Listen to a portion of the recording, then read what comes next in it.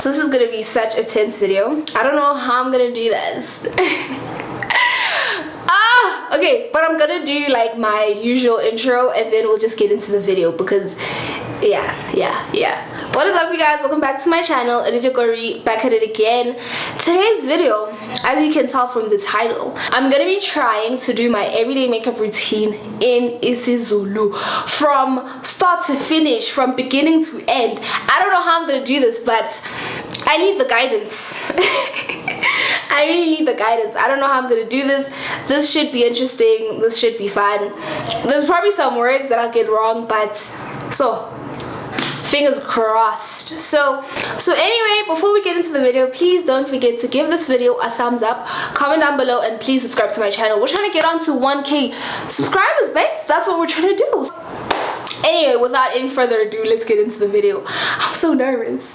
Okay, so njengoba senibona-ke bafethu sengwayenzile amashiya wami ngawa concealer. So soqala manje ngokufaka i-foundation. Sengwayenzile amashiya wami and yeah, sengwayenzile amashiya wami ngawa concealer njengoba niwabona. Manje sesenza i-foundation. So into engiyisebenzisayo kule insuku i-pro concealer. Iyona engiyisebenzisayo kune-foundation. So into engizobe ngiyenza ukuthi ngizobe ngihlanganisa le pro concealer nale as i-foundation yami namhlanje. So le concealer le umbala wayo is in fawn, and then le concealer le umbala wayo u-almond. So into engizobe ngiyenza ukuthi ngizoba ngifaka kanjena i-foundation yami ukuze isikhumba sami sikwazi ukuphefumula, ngoba i-makeup yami yensuku nensuku angithandi ukuthi ibe, angithandi isinde, yayibona njalo. So ngizenza kanjena-ke. Ukuyigcobisa ngizobe sengisebenzisa i-beauty blender yami. Ngihambe ngayo matisa kancane.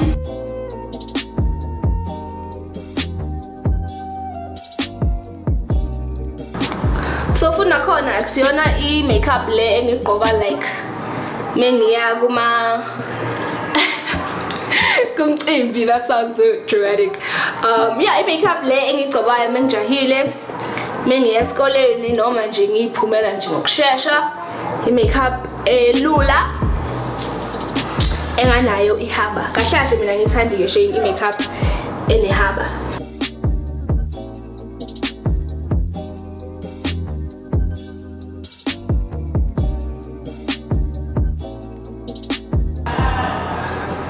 So uzofaka i-concealer encane la ngaphansi amehlo wami ukususa okumnyama ngaphansi kwamehlo. Under eye dark, under eye circles.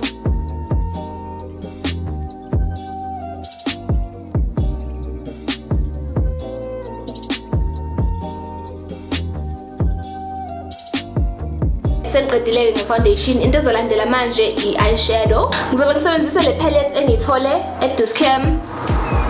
Palette yakudala le, ngayibona nje ukuthi yo phuma kude nje buka nkosi yami. Umbala engizobe ngimsebenzisa kule palette lawa ayi-2. Manje, what is pink? Nesulu bafethu. Pink.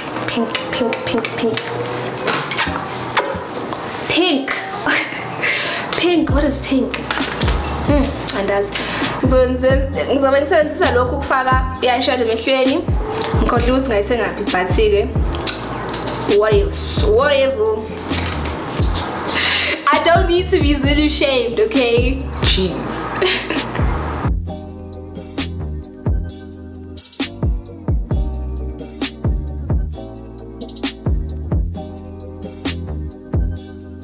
Ukuze amehlo amagqame ngizobe ngisebenzisa le eyeshadow nakhona. What is glitter? Ngizobe ngisebenzisa nale palette lena ukuyibeka phezu amehlo ami ukuthi amehlo ami aqhame. I think that's bright, right? Okay.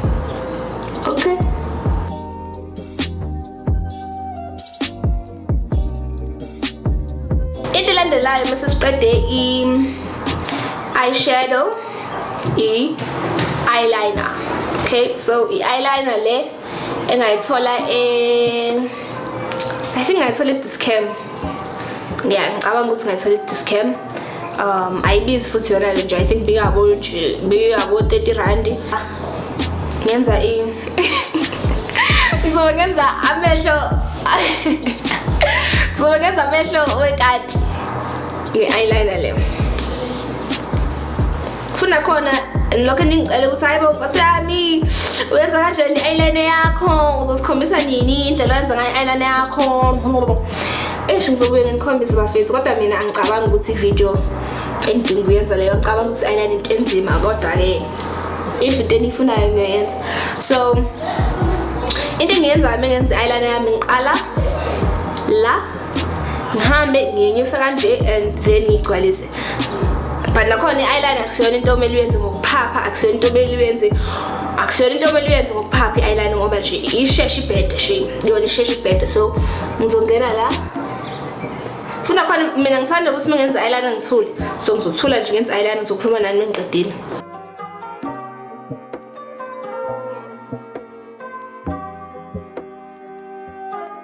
Senzile eyeshadow, sesenzile ne-eyeliner. Into elandelayo manje ukuthi senze i-mascara. Ama-mascara ayithiwe ngiwasebenzisayo engiwathanda kakhulu ilawa. Eyoqala I love extreme volume waterproof mascara. I-essence yenziwa i-essence. Le mascara yakwa MAC ibizwa i-extended play lash. Laba mascara ngiwasebenzisa wo-2. Le ine brush encane, le ine brush enkulu. So le ngithanda ukusebenzisa kuqala bese le ngisebenzisa kugcina ngoba i-waterproof. So nakhona ngifuna ukuthi ama-eyelashes wami mese ngiwakamile ahlale ame kanje, yabo. So le mascara kusiza ngokuthi ama-eyelash wami ame athi. So ngisebenzisa kuqala bese ngizolandela ngale.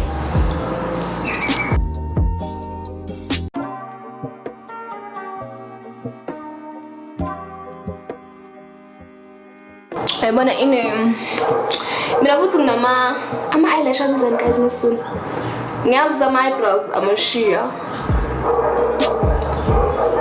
I don't know. Ningixolele lapha bafethu. Ningitshela ama-commentsini ukuthi ama-eyelashes ngesizulu abizani. Inkophe. Yes, inkophe. Thank you. The more you know. Zile konke lokho. Manje ke ngizofaka i-powder. I feel like ikhona igama powder ngesizulu sikhona no? Angazi.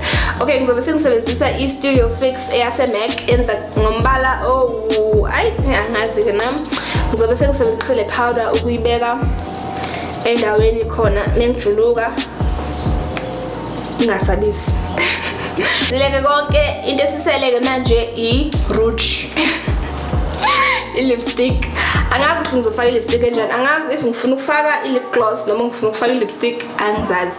But ngeyinsuku ezijwayelekile angigcobi kangako angigcobi lipstick. Into engigcobayo yini? I-lip gloss. Gloss eyakwa Woolworths inombala insuku ezijwayelekile angigcobi kangako i-lipstick. I-lipstick nje ngigcoba mekushubile bekhona engenzayo lapho ngizogcoba khona i-lipstick. Kodwa ngeyinsuku ezijwayelekile ngithanda ukugcoba i-lip gloss. Angithanda ukuthi ama-lips wami abe mpunga. So ngizofaka i-lip gloss manje. Sesiqedile into esisele manje ukuthi ngifake i-setting spray. Le setting spray ngiyenzela mina amanzi ne-glycerin. Isiza ngoba isikhumba sami somile, so mengifaka lento ngaphezulu yenza sure ukuthi makeup yami ihlala kamnandi esikhumbeni sami, funda khona angibi dry. Ngokuhamba isikhathi ukuthi ngingabi dry. So into yokugcina ngiyobe ngiyifaka la mase siqedela, so sesiqedile ke bazalwane.